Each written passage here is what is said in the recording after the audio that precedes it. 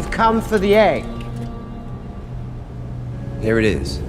Selamat datang di channel Candupedia. Kami menghitung mundur untuk 10 telur Paskah Game of Thrones teratas di House of the Dragon. It's an ugly thing, I regret it. We play an ugly game.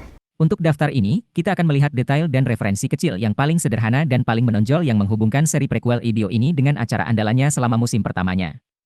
Jika Anda belum melihat kedua seri tersebut, akan ada spoiler. 10. Awal adalah akhir awal. Ahli waris naga, yang semuanya mengatakan bahwa House of the Dragon dimulai dengan cara yang mirip dengan bagaimana Game of Thrones berakhir dan dimulai.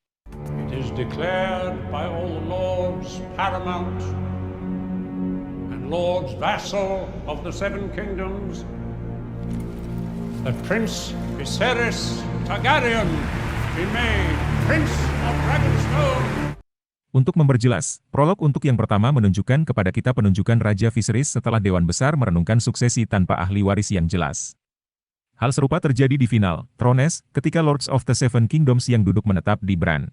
Will you lead the Seven Kingdoms to the best of your abilities from this day until your last day?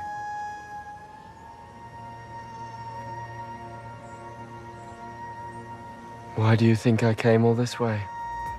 Sementara itu, House of the Dragon juga menggemakan pemutaran perdana acara sebelumnya dengan menggambarkan kematian seorang Arryn. Sama seperti bagaimana pembunuhan tangan Raja Jon Arryn memulai Perang Lima Raja, kematian Ratu Aemma menyalakan percikan untuk tarian naga. Dracarys!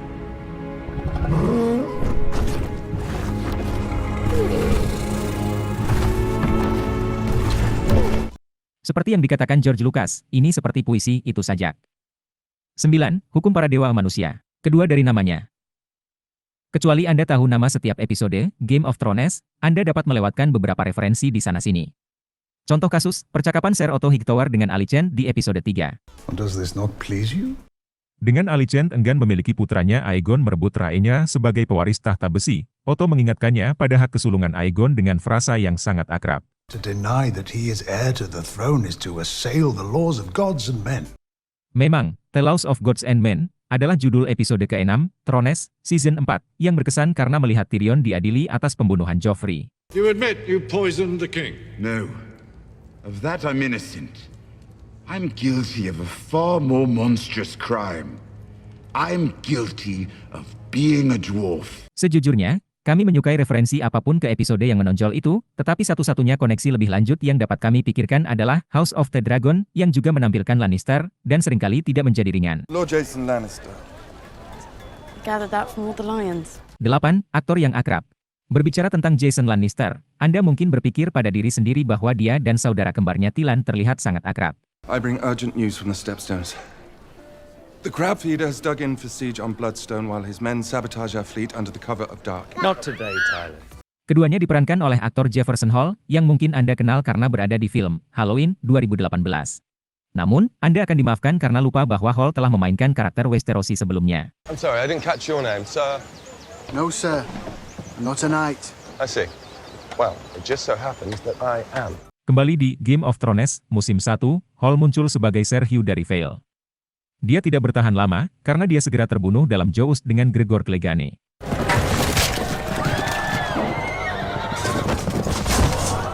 Untungnya untuk Hall, karakternya berhasil bertahan di musim pertama.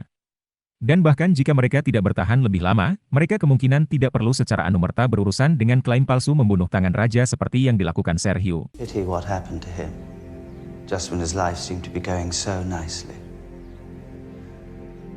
If Sir Hugh poisoned him, who paid Sir Hugh? Someone who could afford it. 7. Kerajaan Ashobone. Ratu Hitam. Meskipun mereka berbeda dalam hak mereka sendiri, Rhaenyra dan Daenerys Targaryen akan dibandingkan satu sama lain apapun yang terjadi, dan panggilan balik ini hanya akan memajukan kemiripan itu. The simple truth is this, we have more dragons than Aegon. Viserys spoke often of the Valyrian history as I know them well. When dragons flew to war, everything burned. I do not wish to rule over a kingdom of ash and bone. Di akhir musim, ketika Daemon menyarankan untuk bersandar pada keunggulan naga mereka dalam berurusan dengan Greyens, Rhaenyra dengan cerdik menolak gagasan ini, menyadari kehancuran berapi-api yang akan terjadi pada Westeros. If Viserys had 3 dragons and an army at his back, he'd have invaded King's Landing already. Conquering Westeros would be easy for you. But you're not here to be Queen of the Ashes. Penggunaan motif abu mengingatkan kembali pada sesuatu yang dikatakan Tyrion dan Dany bergema selama penaklukan yang terakhir di musim 7, Thrones. I am not here to be Queen of the Ashes. That's very nice to hear. Terlepas dari niat terbaik Dany, itulah yang terjadi ketika dia memecat King's Landing. Mari kita berharap rakyatnya bisa menahan godaan menyalahgunakan kekuasaan semacam itu. You freed your brother. You committed treason. I freed my brother. And you slaughtered a city. 6. Tradisi pernikahan. Kami menerangi jalan. Pernikahan bisa menjadi rasa sakit yang luar biasa, terutama di Westeros. Pernikahan merah di Game of Thrones tidak berjalan sesuai rencana. The Lannisters send their regards. Begitu pula pernikahan Joffrey dengan Margaery, meskipun kami tidak bisa mengatakan kami minta maaf. Pernikahan House of the Dragon antara Rhaenyra dan Laenor tetap setia pada tradisi ini. Pada pesta penyambutan, Ser Criston Cole secara brutal memukuli kekasih Laenor, Joffrey Lonmouth, sampai mati. Joffrey tampaknya tidak bernasib baik di kedua acara tersebut. Setidaknya, House of the Dragon menjaga semuanya tetap konsisten. Kebetulan, dalam buku Fire Blood, segalanya berjalan sedikit berbeda, dengan Criston melukai Joffrey secara fatal selama Joust. 5. Berjanjilah padaku, ahli waris naga. Pidato Viserys kepada Rhaenyra di akhir episode pertama memiliki banyak sekali panggilan balik ke Game of Thrones, tapi kami yakin yang ini terbang di bawah radar kebanyakan orang. Promise me this, Rhaenyra.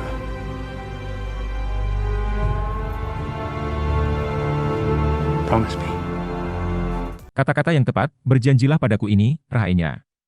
Berjanjilah padaku, mungkin tidak tampak banyak, tetapi mereka sebenarnya sangat mirip dengan momen penting lainnya di Game of Thrones. You're not a dream. No, I'm not a dream. I'm here. Di akhir musim 6, Visi Bran membawanya ke Menara Kegembiraan di mana Lyanna Stark melahirkan Jon Snow. Kami tidak mendengar Lyanna memberitahu kakaknya Ned bahwa Rhaegar Targaryen adalah ayahnya, tetapi ketika dia juga memiliki janji Ned untuk menjaga Jon tetap aman, kata-katanya hampir sama dengan simpanan Viserys untuk perubahan nama. Promise me, Ned. Promise me. 4. Topeng Cerap Vader. Sementara banyak penggemar berdebat tentang apakah Cerap Vader memiliki skala abu-abu atau tidak dia melakukannya, aspek lain dari penampilannya mungkin adalah detail yang lebih aneh.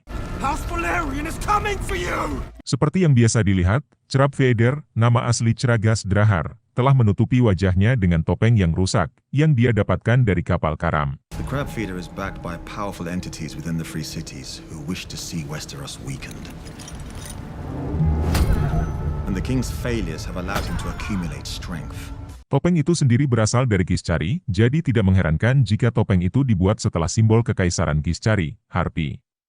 Siapapun yang menonton Game of Thrones, musim 5 dan 6 akan tahu Sons of the Harpy, geng brutal pemberontak Meereenese yang menentang pemerintahan Daenerys, mereka juga memakai topeng Harpy.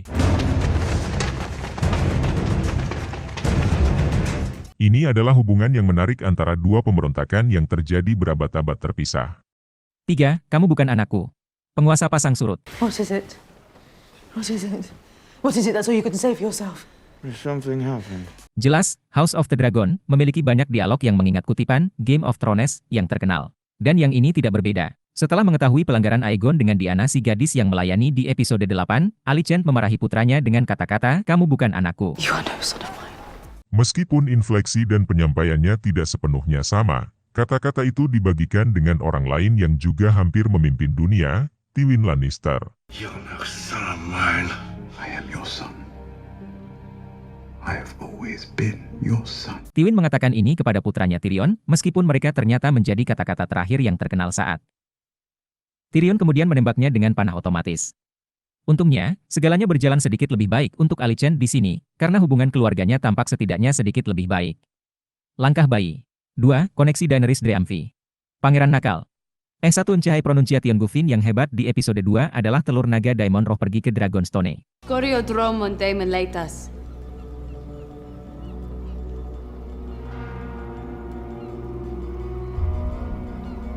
Dromon hidrotso iles daridoros. Seperti yang disebutkan, telur itu berasal dari naga Dreamfi, yang mungkin memiliki hubungan serius dengan Game of Thrones, Daenerys. Dalam buku, Dreamfi ditunggangi oleh cucu perempuan Aegon sang penakluk, Rhaena Targaryen. Pada satu titik, saudara ipar kekasih Rhaena, Elisa, juga mencuri beberapa telur Dreamfi. Meskipun tidak dikonfirmasi, ada spekulasi bahwa telur-telur ini adalah yang akhirnya berakhir di kepemilikan Daenerys di awal, A Song of Ice and Fire. Dragon's eggs, Daenerys, from the Shadowlands beyond Asshai. The ages have turned them to stone, but they will always be beautiful. Sementara kita hampir tidak melihat Dreamfi sendiri di musim pertama, House of the Dragon, dia bisa saja menjadi ibu bagi Drogon, Rhaegal dan Viserion. Dracarys.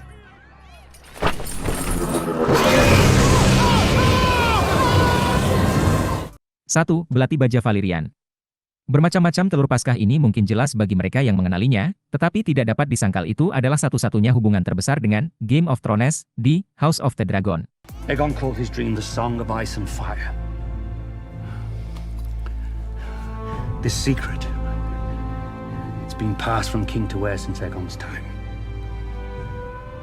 Now you must promise to carry it and protect it. Meskipun tidak langsung dinyatakan, jelas bahwa belati baja Valyrian yang dimiliki Viserys untuk sebagian besar musim adalah belati yang sama yang muncul di saat-saat penting di Thrones, pertama ketika seorang pembunuh gagal membunuh Bran, dan kedua ketika Arya membunuh Night King dan mengakhiri perang besar.